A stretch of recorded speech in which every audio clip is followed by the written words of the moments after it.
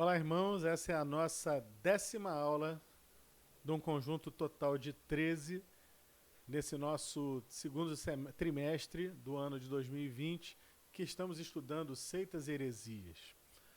Acho importante voltarmos aqui um pouquinho a algo que foi falado na primeira aula, quando eu falei, olha, seitas e heresias é um estudo importante, mas não se trata aqui de julgar nenhuma igreja, né? De atacar nenhuma igreja, muito pelo contrário, estamos atacando aqui aquilo que são heresias, aquilo que está fora da palavra de Deus. Porque qual é o objetivo da igreja de Cristo? O que foi que o Senhor Jesus mandou que a igreja faça? Ide por todo mundo, pregai, pontinho, pontinho, a toda criatura. O que é? O Evangelho, as boas novas. Temos até um hino, né, no nosso cantor cristão. As boas novas anunciai, que Deus nos ama, contentes proclamai. Lembra disso? Pois é, nós estamos aqui para pregar o genuíno evangelho da graça de nosso Senhor e Salvador, Jesus Cristo. Portanto, não estamos aqui para pregar qualquer coisa ou para consentir com qualquer coisa. Mas há muita gente por aí que ainda acha que qualquer coisa que se fale apontando o erro seria julgamento. Estou aqui num site onde eu estou inclusive lendo aqui sobre seitas e heresias e fui ler os comentários. Um monte de gente aqui batendo. Vocês já pararam para pensar que vocês estão batendo nessa denominação, mas que eles podem estar certos e vocês estão julgando? Outro, enquanto se preocupa com o certo e errado dos outros, deixam de desfrutar da bênção de Deus quanto à clareza do que é a igreja e ficam como se estivessem no deserto. O importante não é saber se é igreja ou não. Leia a Bíblia, viva a palavra. Outro, é impressionante como criticam tudo, cada site que você entra, cada um critica de forma diferente, refutam de formas diferentes. Esses doutores críticos que criticam todas as denominações, com certeza vêm da maçonaria e um monte de coisa. Vale nem a pena ir muito além nisso aqui. O fato é o seguinte, a Bíblia, o Novo Testamento, em todas as cartas, você pode procurar que você vai encontrar nas cartas do Novo Testamento, sempre tem um alerta sobre os falsos cristos, os falsos profetas, até os falsos apóstolos. Pedro, por exemplo, vai dizer que os crentes tinham que ter cuidado porque haveria falsos profetas na igreja e que fariam de nós negócio. O que quer dizer isso? Iam querer ganhar dinheirinho em cima dos crentes em Cristo. E adivinha, olhando para a nossa realidade no Brasil hoje, tem muita gente assim, querendo ganhar dinheiro na facilidade, vendendo rosa ungida, vendendo tijolinho, um chaveiro de tijolo por um dinheirão enorme, vendendo perfume de Cristo e vendendo um monte de coisa. Querendo o quê? Ganhar dinheiro e não pregando o evangelho da graça. O evangelho que nós somos, inclusive, conclamados. Qual é o objetivo da igreja? Ide por todo mundo, pregai o evangelho a toda criatura. Para isso que nós estamos aqui. Mas a Bíblia diz que nós devemos pregar o evangelho. Não é pregar outro evangelho. Paulo, inclusive, vai dizer, olha, se alguém, até mesmo nós ou um anjo dos céus vier e pregar um outro evangelho diferente desse que vocês receberam, seja anátema. Entendeu? Então, o evangelho de Cristo é uma coisa, as heresias pregadas pelas seitas são outra coisa. Tá? A palavra de Deus, ela é uma só. A Bíblia, para citar, por exemplo, os Mórmons, nós não precisamos do livro de Mórmon para nos revelar Jesus Cristo, porque ele está revelado na eterna palavra de Deus. Cristo, inclusive, quem é? Cada seita tem lá a sua interpretação. Por isso, posso falar bem claramente que nós não estamos julgando pessoas e muito menos falando mal de igrejas. Nós estamos fazendo aquilo que a Bíblia ordena. Até os irmãos de Bereia, quando ouviram do evangelho, os irmãos bereanos foram os mais prudentes de todos, porque eles pegaram e foram conferir nas escrituras se tudo aquilo que estava sendo falado para eles sobre o Messias batia com as escrituras. Conferiram item por item, e é assim que tem que ser. Que bom que os irmãos bereanos conferiram, né? Cristo o quê? Peraí, cara crachá aqui, com a palavra, com a revelação, com Isaías, com Jeremias, com os Salmos. Bateu, tudo isso foi dito. Realmente, Jesus Cristo é o Senhor. E, já que falamos que Jesus Cristo é o Senhor, é importante relembrar o quê? Que, para os cristãos evangélicos, Jesus Cristo é o Senhor. O que escapar disso é de procedência maligna. O Senhor, Jesus Cristo é o Senhor, mas é preciso algo mais. O sacrifício de Cristo não foi suficiente. Opa, bota isso para fora, porque isso não condiz com a doutrina, com aquilo que está revelado na palavra de Deus. Ok? Nesse sentido, não estamos julgando pessoas, apesar de que o Senhor falou que nós podemos, pelos frutos os conhecereis. Mas aqui nós estamos julgando e apontando os erros doutrinários. Por que é tão importante apontar erros doutrinários? Primeiro, porque a Bíblia assim o diz, que nós devemos ter cuidado com os falsos profetas. Esse é o primeiro ponto, talvez o mais relevante. Em segundo lugar, meus irmãos, porque estamos lidando aqui com a salvação eterna da alma de qualquer pessoa, da minha e da sua inclusive. Só há um caminho. Jesus disse, eu sou o caminho, a verdade e a vida. Ninguém vem ao Pai senão por mim. Em outra oportunidade, o Senhor vai dizer que o caminho e a porta que conduzem à salvação são estreitos, são apertados. Portanto, é um caminho que deve ser seguido muito justo, com muita contrição, com muita atenção. É necessário que a pessoa que vai seguir o caminho, que quer chegar à salvação, que quer chegar a Cristo, que quer seguir o Senhor, ela siga a palavra de Deus. E se a pessoa pegar um desvio doutrinário grave desses aí, como é que fica? Por exemplo, ainda falando aqui da denominação, não, da seita que falamos no domingo passado, a chamada igreja local. Eles têm uma outra doutrina equivocada chamada o batismo regeneracional. Para nós batistas, o batismo, assim como a ceia, eles são ordenanças. O batismo não salva, certo? Você não precisa se batizar para ser salvo. Você é salvo, você creu em Jesus, crê. Então você é salvo. Recebeu Jesus como seu único e suficiente Salvador. Como consequência da sua salvação, você vai se batizar em obediência à ordenança de Cristo. Mas esse pessoal aqui da igreja local diz que não, que o batismo tem o poder de regenerar os que se lhe submetem. Ou seja, quem se batiza vai ser regenerado, se torna uma nova pessoa. Assim crê a igreja local. Tal palavra indica claramente que para ser regenerado e entrar no reino de Deus é preciso nascer não só do Espírito, mas também da água. Ou seja, nascer da água para eles significa o batismo.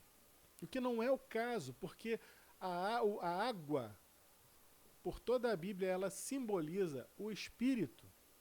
O Espírito Santo é simbolizado pela água. Então é preciso nascer do Espírito. Por isso o batismo, dizem eles, é uma condição para a regeneração e a entrada no reino de Deus. Isso está na revista Lições da Verdade, nível 1, escrito pelo fundador da seita, Witness Lee. E ele vai continuar. Assim como a fé é uma condição da salvação, também o batismo o é. Não, o batismo não é condição de salvação. O batismo é consequência. Então, se eu fui salvo por Jesus, eu creio em Jesus, então eu devo me batizar em obediência à palavra de Deus. Witness Lee ainda vai dizer mais uma vez na mesma revista: a água é não só o símbolo do batismo, mas também o meio da salvação. Batizar pessoas é tão importante quanto lhes pregar o evangelho.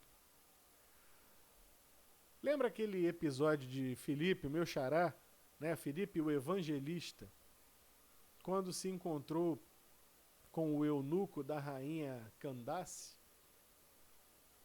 Ele vai, caminha junto ao carro, ouve que está sendo lido o profeta e diz: entendes o que lês? E aí começa ali um diálogo até que Filipe prega Cristo a partir daquele texto do profeta. E aí, como é que termina essa história? O eunuco creu e, sabendo da questão do batismo, ele pediu: eu quero ser batizado, tem ali alguma água, é possível? E aí o Filipe faz a pergunta fundamental para ele. Filipe diz: olha, é lícito, claro, se você crer, se crês. É lícito se crês. E aí o eunuco declara com a sua boca: eu creio que Jesus Cristo é o Filho de Deus. O homem já estava convertido. O homem já cria em Jesus. E se ele já tinha o mais importante, que era Cristo, como ele poderia não ter a salvação de Cristo? Então ele, em cumprimento, em obediência à ordenança, lá de Mateus 28, 19, ele pede a Filipe o batismo e Filipe o batiza. Batismo não salva. Tá? Batismo não salva, não se preocupe com isso. Na ordem lá de Mateus 28, 19, Jesus diz que a gente faça da seguinte forma: proclame o evangelho, discipule os novos convertidos e os batize em nome do Pai, do Filho e do Espírito Santo. Tanto que o batismo nem é não tem essa importância de salvação, que Paulo vai declarar em 1 Coríntios 1,17, porque Cristo enviou-me não para batizar, mas para evangelizar. 1 Coríntios 1,17, Cristo enviou-me não para batizar, mas para evangelizar. Entendeu? Como pode evangelizar e não batizar? O que é mais importante? Está claro, o mais importante é evangelizar, é levar alguém ao pleno conhecimento de Cristo. E aí sim essa pessoa se converter dos seus maus caminhos, se uma vez convencida do pecado, da justiça e do juízo pelo Espírito Santo de Deus, essa pessoa então vem a Cristo e se converte. Uma outra coisa, lembra quando os adventistas, nós estudamos os adventistas, que os adventistas acreditavam no bode expiatório, no bode emissário, e então eles criam que da mesma forma, no fim das contas, o nosso pecado todo vai ser colocado, lançado sobre Satanás, e nós já falamos que isso é uma heresia absoluta, porque Cristo levou sobre si os nossos pecados, as nossas dores, o castigo que nos traz a paz estava sobre ele. Então, a igreja local tem exatamente, não vou nem entrar em muitos detalhes, porque praticamente eles repetem o que os adventistas dizem. Tem uma questão também na igreja local sobre a questão da Trindade.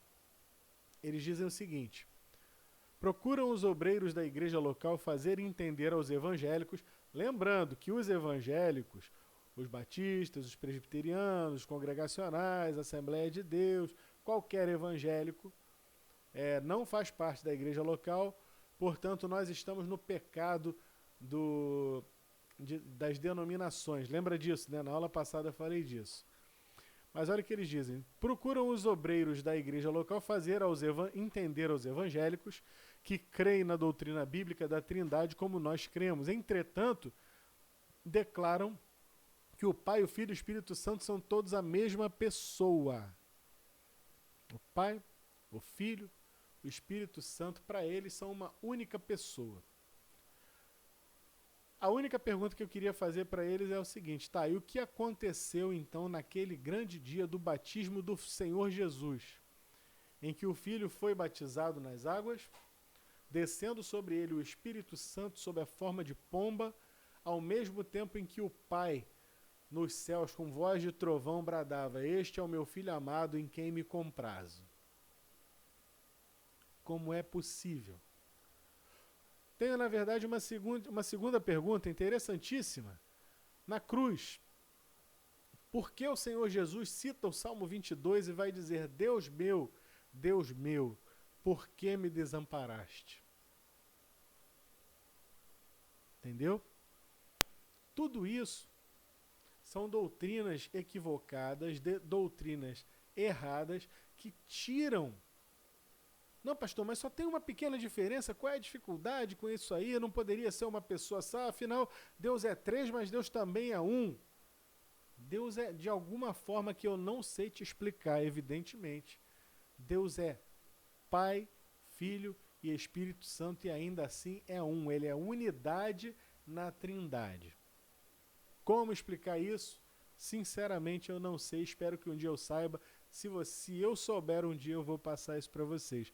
Mas para mim é um grande mistério e eu aceito, porque há coisas que realmente a gente não consegue compreender. Mas Deus é um só, embora ele também seja três. Até me perdi aqui no que eu estava falando. Então a Trindade, eles creem que... sim, no que isso vai desembocar? Isso vai desembocar em que eles são os três,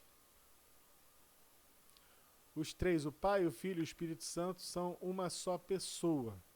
Então a obra de cada um fica bagunçada.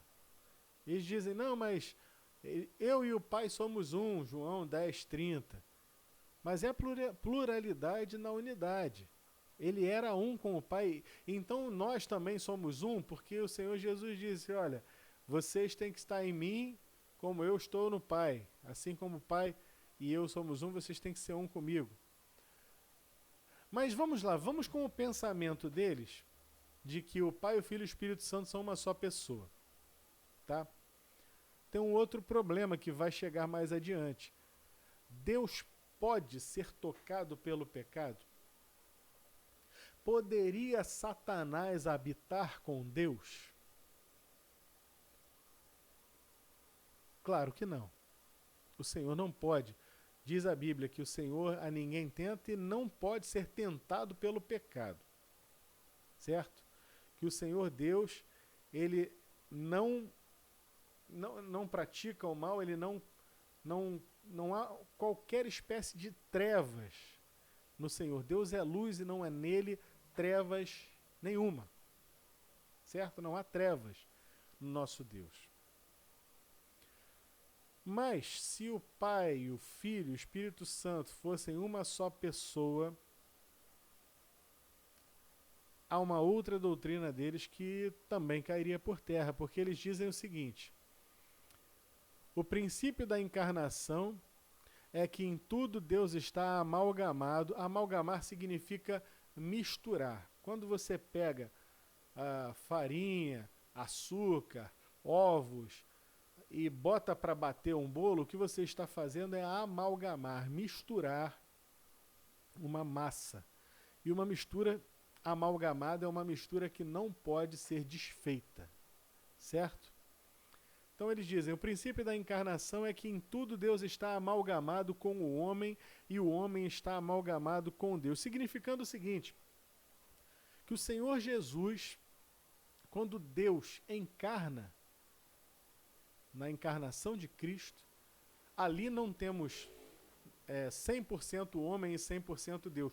Nós evangélicos, cremos que Cristo era, o homem encarnado era 100% homem e 100% Deus.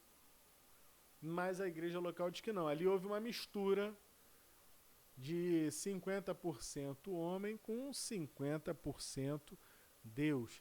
E ali se misturou completamente uma coisa na outra. Podemos demonstrar essa relação, olha a ideia, podemos demonstrar essa relação mergulhando um lenço branco em tinta azul. A divindade do Pai podia ser originalmente comparada ao lenço branco, que imerso em tinta azul representa o Pai no Filho encarnando-se na humanidade. A peça branca agora se tornou azul. Assim como o azul foi adicionado ao lenço, assim também a natureza humana foi adicionada à divina. E as naturezas antes eram separadas, agora se tornam uma. Só que tem um problema com isso aí. Você está dizendo então que se a natureza humana é caída, o próprio Deus, ao se misturar com a natureza humana, caiu também. Cristo então era um homem caído da mesma forma que cada um de nós, o que a Bíblia diz que de forma alguma. Inclusive o autor diz aqui, se o ensino de Witness Lee fosse correto, teríamos que concluir que a natureza divina amalgamada à natureza humana faria com que essa nova natureza deixasse de ser inteiramente divina e sua natureza humana deixasse de ser inteiramente humana. Seria preciso transformar Deus em uma coisa que ele não é. Você pode ensinar alguma coisa a Deus? Deus pode aprender? Não. Deus é a essência de todas as coisas, inclusive de toda a sabedoria, de todo o conhecimento. Ele é a fonte da sabedoria e do conhecimento. Como você poderia ensinar alguma coisa a Deus? Deus não pode aprender. Ele é. Deus não muda. Ele é. O mesmo Deus que falou com Abraão, Isaac, Jacó, Moisés, que esteve presente ali no Getsêmani, é o mesmo Deus que está hoje falando e vivendo nos nossos corações. Deus não muda. Como mudar a natureza de Deus misturando-a com a natureza caída do homem? Isso é um absurdo completo. Até porque, já que estamos falando aqui na pessoa bendita do Senhor Jesus, é só lembrar lá de João capítulo 1, versículo 1. No princípio era o Verbo, e o Verbo estava com Deus, e mais o Verbo era Deus. E o Verbo se fez carne, e habitou entre nós. Certo? Então não tem nem como entrar nesse sentido. E eles vão além, vão falar da deificação do homem. É claro, né? Se você misturou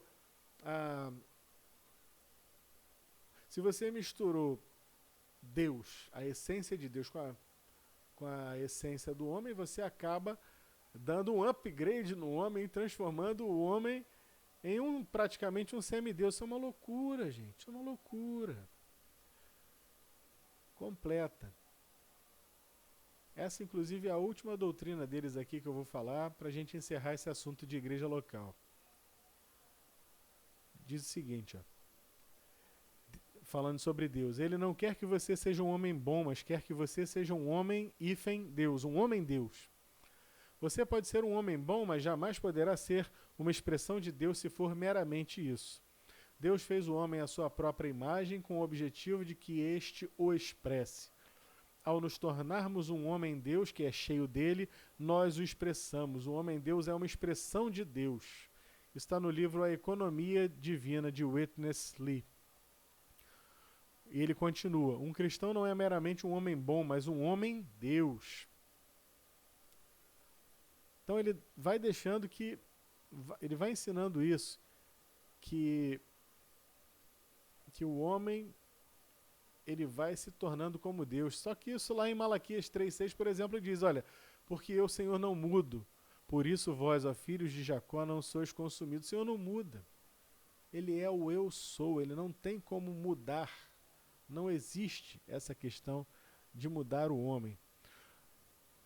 Eu vou parar por aqui, porque esse assunto de igreja local é um assunto que também já deu, era só para terminar mesmo esse finalzinho, né, da igreja local, mostrando mais uma vez que estamos diante de um ensino herético, de um ensino equivocado, de um ensino errado, que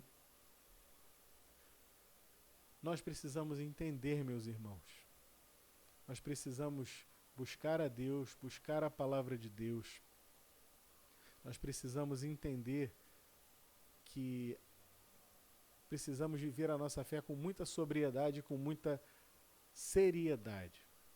Não julgando ninguém, mas também não nos deixando influenciar pelo erro, para que nós possamos chegar naquele grande dia e ser recebidos pelo Senhor. E assim como li na semana passada, né? Retende o que tem. É para você reter o que você tem, aquilo que você recebeu do Senhor Jesus. E não ficar inventando moda, não ficar... Porque daqui a pouco vai ter gente aí pregando batismo pelos mortos, vai ter gente pregando o rebatismo. Vamos parar com isso, vamos ficar sérios na palavra de Deus, vamos ficar focados